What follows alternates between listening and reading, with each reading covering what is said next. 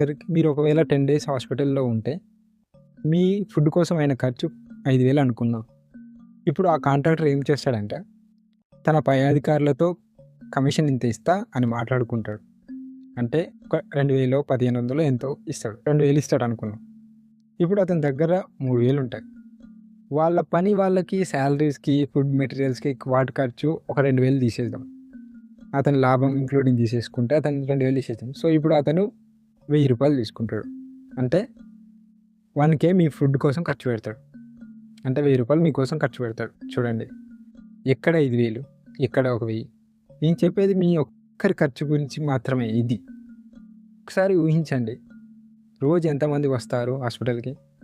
అలాగే క్లీనింగ్ డిపార్ట్మెంట్‌లో 10 మంది చేయాల్సిన పనిని ఇద్దరితో లేకపోతే ముగ్గురితో చేపిస్తారు. దానికి వాడాల్సిన మెటీరియల్స్ అంతా వాడరు. సో, అలా హాస్పిటల్స్ అలా ఉంటాయి. నీట్‌నెస్ లేకపోవడం అట్లా. ఇకపోతే బెడ్ చార్జెస్ అంటారు.